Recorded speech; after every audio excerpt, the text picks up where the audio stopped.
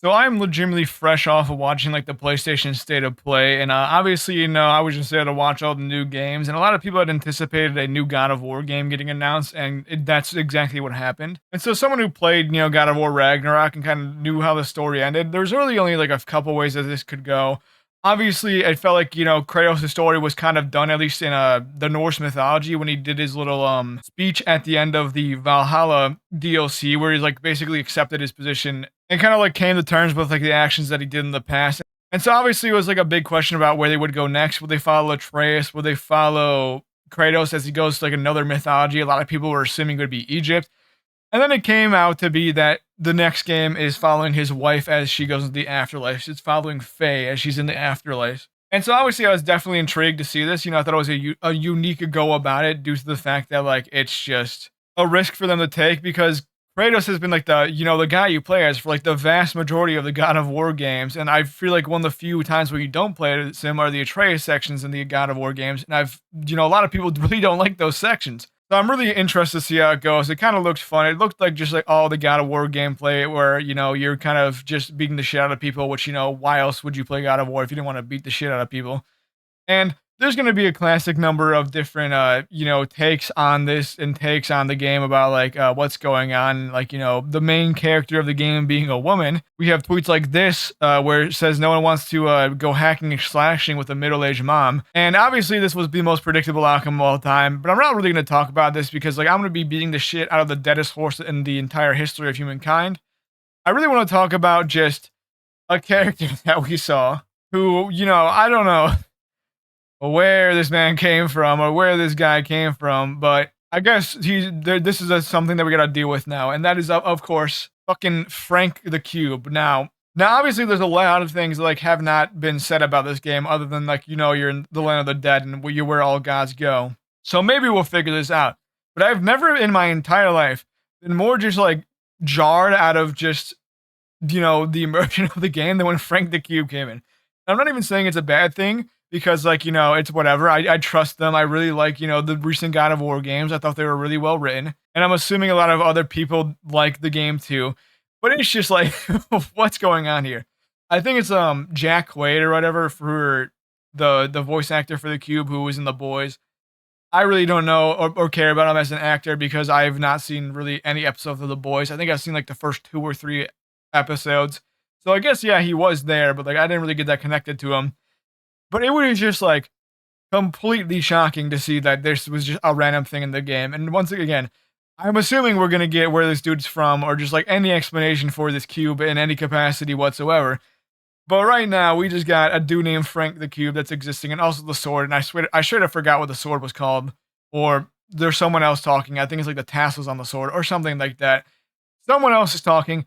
Don't really remember who it was, even though I literally just watched the trailer like 2 seconds ago.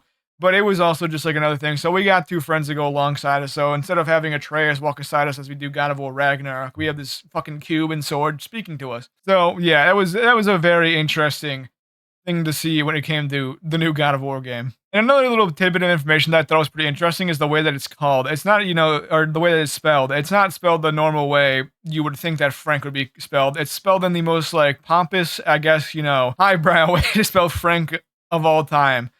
We can see it right here. Phranque, the cube. How do we spell it this way?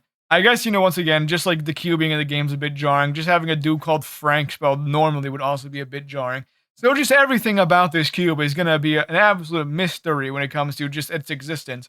Because like, just look at it. Just look at the cube. Just look at the thing. And obviously, once again, Jack Quaid is there being the voice actor. But I'm just in shock and in awe of the fact that it's a fucking cube in the game.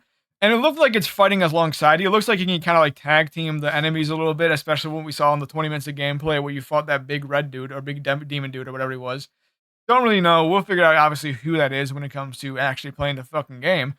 But as far as we know right now, Mr. Q-Man right here and the sword both fight alongside you, and like the tassels kind of swing and stuff, and they have knives at the end, so that kind of looks fun. But I'm really excited to see how the hell this cube plays into the game. Plot twist, calling it now. We're doing a called shot right now. Frank's going to be the main evil being in the end of the game for some reason. I believe that plot twist, Frank's going to be our enemy come the end of the game. This would be the craziest called shot of all time, and sometimes to hit the biggest shots, you gotta take the worst shots and miss by 20 miles when he's actually not a bad guy in any capacity. So, whatever. I'm just calling it now. June 2nd, 2026. Game comes out on 2027.